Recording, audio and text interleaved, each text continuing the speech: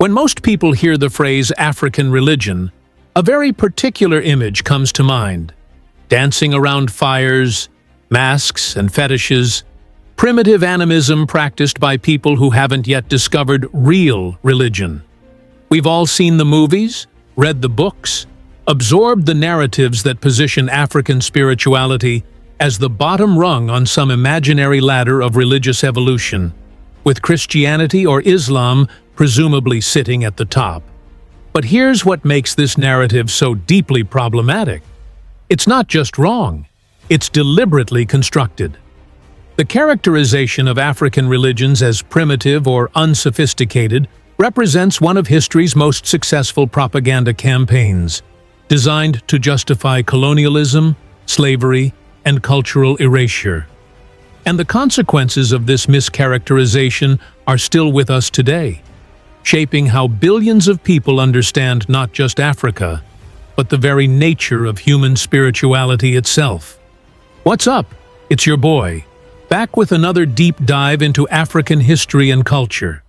And today, we're tackling something that might be the most misunderstood aspect of African civilization: our spiritual traditions. We're going to explore religions that are among the oldest on Earth, that contain sophisticated philosophical systems rivaling anything produced in ancient Greece or Rome, and that continue to shape the lives of hundreds of millions of people across Africa and the diaspora. Now, before we dive in, I need to acknowledge something important. I'm not a religious scholar or theologian. I'm a student of African history and culture, sharing research and perspectives from people who've dedicated their lives to understanding these traditions. My goal isn't to convert anyone or claim absolute truth. It's to challenge the narratives we've inherited and explore what happens when we actually listen to what African people have said about their own spirituality for thousands of years. So here's our thesis for today. African religions aren't the primitive ancestor of real religion. They're sophisticated spiritual and philosophical systems that have sustained communities for millennia, that contain profound wisdom about human existence and our relationship with the cosmos, and that have fundamentally shaped world religion in ways we're only beginning to acknowledge. Anyway, let's begin. Understanding African religion. Navigating impossible diversity. The first challenge we face when discussing African religions is right there in that singular noun, religion. Because there's no such thing as one African religion any more than there's one European culture or one Asian language. Africa is a massive continent with over 3,000 distinct ethnic groups, each with its own cosmology, ritual practices, and spiritual traditions. Jacob Olupona, a Nigerian-American professor of indigenous African religions at Harvard University, emphasizes that we should really be talking about African religions, plural, each representing complex systems of belief that evolved over thousands of years. The Akan people of Ghana have their own distinct religious framework. The Igbo of Nigeria have theirs. The Shona of Zimbabwe have theirs. But despite this incredible diversity, there are certain structural similarities that appear across different African religious traditions. These commonalities suggest shared origins and long cultural contact that created recognizable patterns. Most African religions recognize a supreme creator, a highest being who brought the universe into existence. But interestingly, this supreme being is often conceived as remote from daily human affairs, having withdrawn after creation. Day-to-day spiritual life involves engagement with lesser divinities, nature spirits, and, perhaps most importantly, ancestors. The role of ancestors in African spirituality cannot be overstated. In most African religious frameworks, death doesn't sever the bonds between family members, it transforms them. The deceased remain active participants in family life, able to offer protection, guidance, and blessings to their descendants. This isn't ancestor worship, in the sense that Western observers often describe it.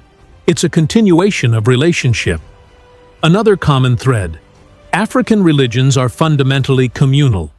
They're not primarily about individual salvation or personal enlightenment. They're about maintaining the harmony and balance of the community as a whole. The Ubuntu philosophy captures this. I am because we are. Your humanity is defined by your relationships, your place within the web of mutual obligation that constitutes community. This brings us to something absolutely critical. For African peoples, religion isn't a separate compartment of life. There's no distinction between the sacred and the secular. As Mbiti observed, for the African following traditional religion, religion is life and life is religion. It's present when you're planting crops, settling disputes, celebrating a birth, or mourning a death. This is why many African languages didn't historically have a word for religion as a distinct category, because the concept itself was foreign to their worldview. The grandeur of Kemet, Africa's philosophical foundation.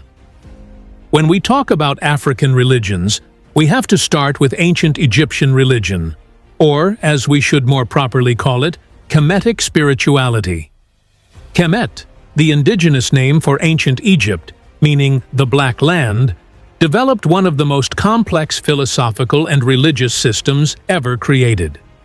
And Western education consistently fails to emphasize that this was fundamentally an African civilization. The Kemetic worldview was built around Ma'at, a principle representing truth, justice, balance, and cosmic order. Ma'at wasn't just a moral code. It was understood as the fundamental organizing principle of the universe itself. The famous weighing of the heart ceremony reflected a deep philosophical commitment to the idea that ethical behavior had cosmic significance. The ancient Egyptians developed a sophisticated theology. They conceived of a supreme creative force, Netjer, or divine power itself, that manifested through various divine attributes or names. This wasn't simple polytheism, where you have separate gods competing for power. It was a recognition that the divine expresses itself through different aspects, different manifestations. Greek philosophers, Thales, Pythagoras, Plato, Socrates, are known to have traveled to Egypt to study with African priests and scholars. The 42 laws of Ma'at, which governed ethical behavior in ancient Egypt, predate and likely influence the Ten Commandments by thousands of years. The point isn't to claim everything came from Egypt. It's to establish that African peoples developed sophisticated philosophical and spiritual systems that grappled with the deepest questions of human existence.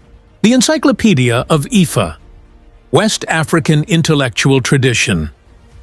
If we're talking about sophisticated African religious systems, we absolutely have to discuss the Yoruba tradition, and specifically the Ifa divination system. Ifa is genuinely remarkable. It's been described by scholars as one of the oldest and most accurate divination systems in the world. But calling it just a divination system undersells what it actually is. Ifa is an encyclopedic body of knowledge, a repository of Yoruba history, philosophy, medicine, and wisdom accumulated over more than 2,500 years. At the heart of Ifa is a literary corpus called the Odu, consisting of 256 major categories, each subdivided into numerous verses called Yesi. Estimates suggest around 800 verses per Odu, which would mean the corpus contains over 200,000 verses. These verses are compressed case studies covering every conceivable human situation: agricultural problems, health issues, family disputes, political decisions, spiritual crises. The priests of Ifa, called Babalawo, spend decades memorizing this corpus. It requires not just memorization, but deep understanding of the philosophical principles underlying the system. The Babalawo isn't just reciting, they're interpreting, applying ancient wisdom to contemporary circumstances. In 2005, UNESCO recognized Ifa divination as part of the masterpieces of the oral and intangible heritage of humanity. This wasn't just honoring a quaint cultural practice, it was acknowledging a genuine intellectual achievement, a system for preserving and transmitting knowledge across generations without writing. And Ifa isn't dead. It's practiced today by millions across West Africa, in Brazil as candomblé, in Cuba influencing Santeria, throughout the Caribbean, and increasingly in the United States and Europe. The survival of these traditions under the conditions of slavery, when everything was being done to strip African people of their culture, speaks to their fundamental importance. Deconstructing animism, the politics of religious terminology. We need to talk about a word that comes up constantly in discussions of African religion: animism. And we need to understand why this term is so problematic. The word animism was coined by British anthropologist Edward Burnett Tylor in 1871. Tylor defined it as the belief that objects, places, and creatures possess a spiritual essence. But here's the crucial context.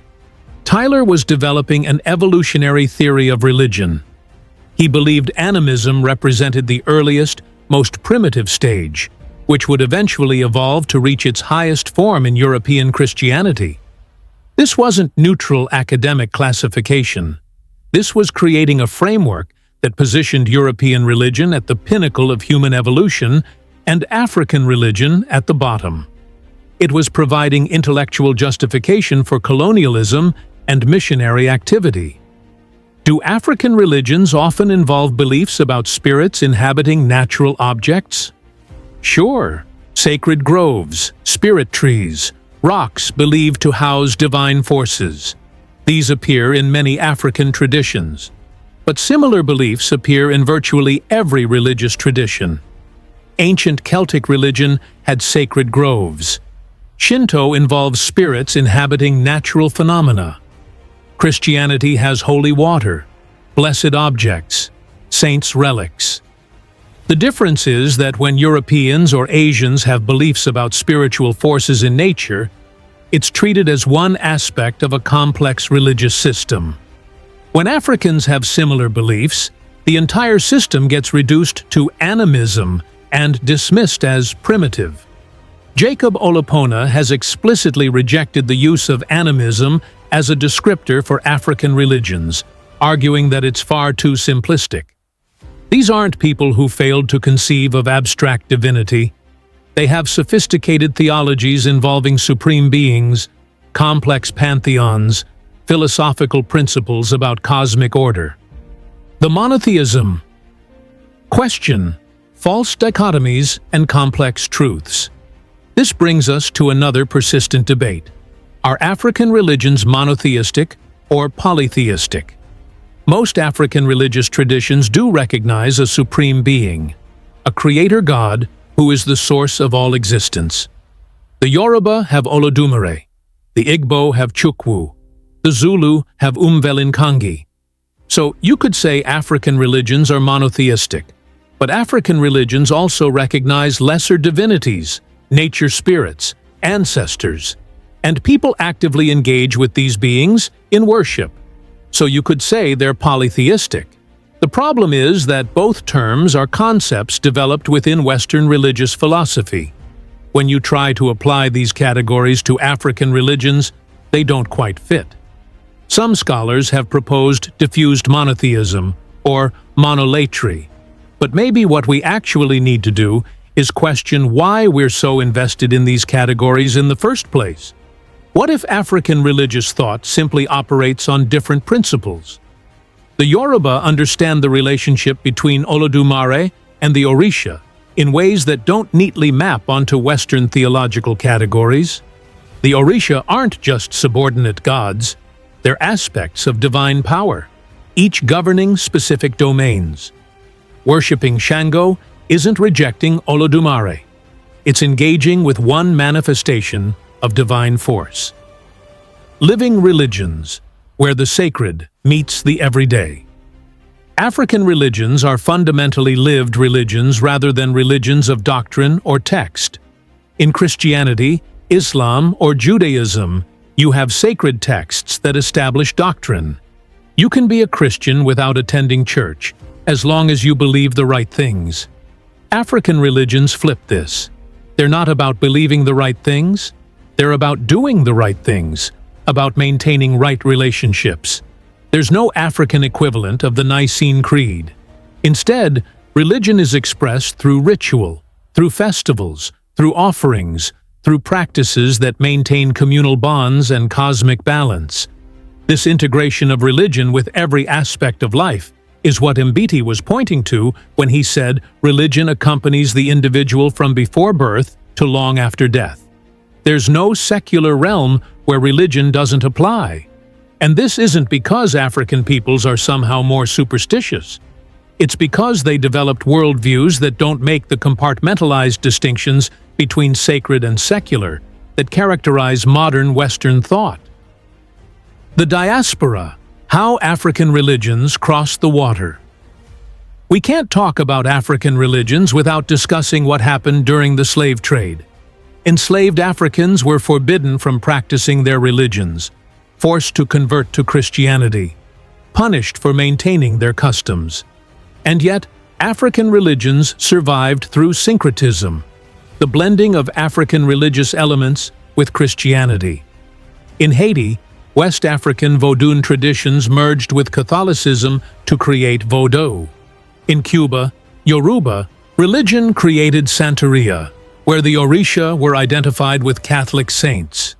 In Brazil, similar processes created Candomblé. This syncretism was a survival strategy. You could continue honoring the Orisha by identifying them with saints, performing rituals that looked Catholic but maintained African spiritual practices underneath. What's fascinating is how these diaspora religions have circled back to influence Africa itself. Practitioners sometimes return to Nigeria or Benin to be initiated in traditional practices, seeking connection with the original traditions. The survival of African religions in the diaspora tells us something about their fundamental nature. These aren't rigid, text-bound traditions. They're flexible, adaptive, pragmatic, willing to incorporate new elements while maintaining core principles. This flexibility isn't weakness, it's strength. It's what allowed these traditions to survive the Middle Passage and thrive in new environments. Contemporary challenges: persecution and marginalization. Today, approximately 10% of Africans actively practice traditional religions. That's a dramatic decline from pre-colonial times. Centuries of missionary activity, working hand in hand with colonial powers, actively suppressed traditional religions. Missionary schools taught African children that their parents' religions were devil worship. But the suppression didn't end with colonialism. In many contemporary African nations, practitioners face discrimination and sometimes persecution. In 2022, Mali authorities arrested a Kemetic preacher on charges of blasphemy against Islam. He was sentenced to a year in prison. Traditional religious practices are often dismissed as backwards, as obstacles to development, and practitioners are vulnerable to accusations of witchcraft, which can result in vigilante violence. At the same time, there are signs of revival. People are reclaiming traditional practices, establishing organizations to preserve indigenous knowledge. The internet has become a tool. Apps connecting people with Babalawo, online courses, virtual communities sharing knowledge across borders. What the world can learn. Lessons from African spirituality. Why should people who aren't African care about African spirituality? Because African religions offer perspectives the world desperately needs. Consider the Ubuntu principle. I am because we are. A fundamental alternative to the individualism dominating modern culture.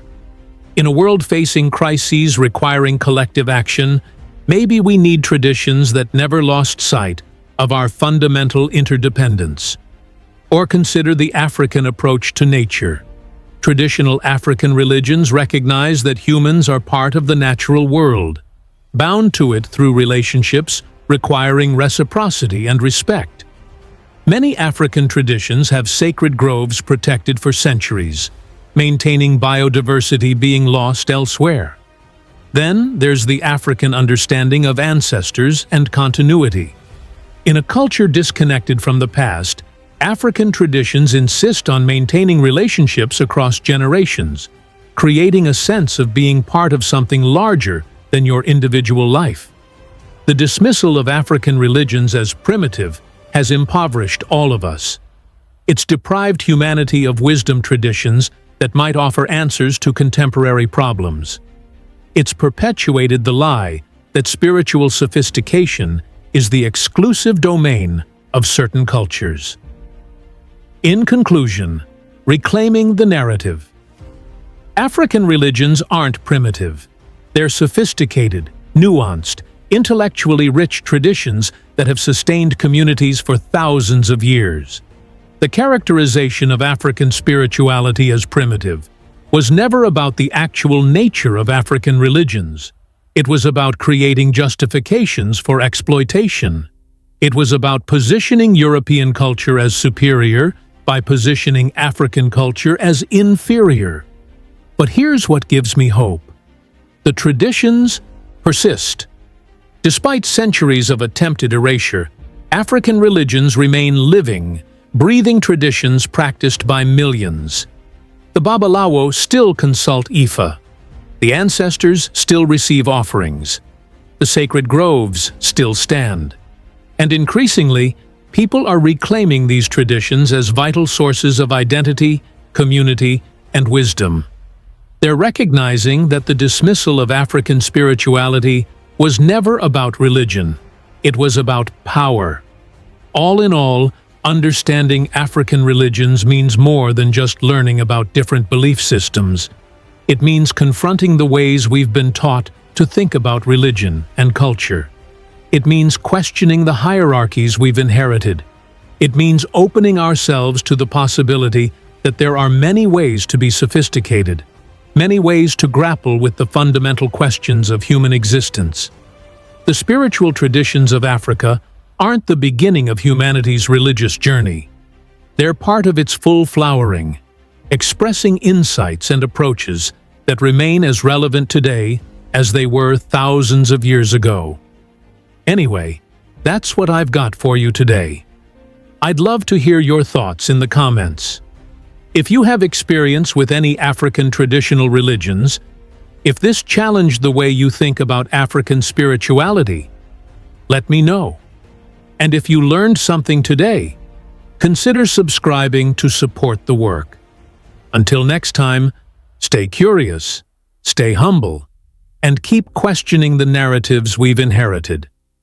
Peace.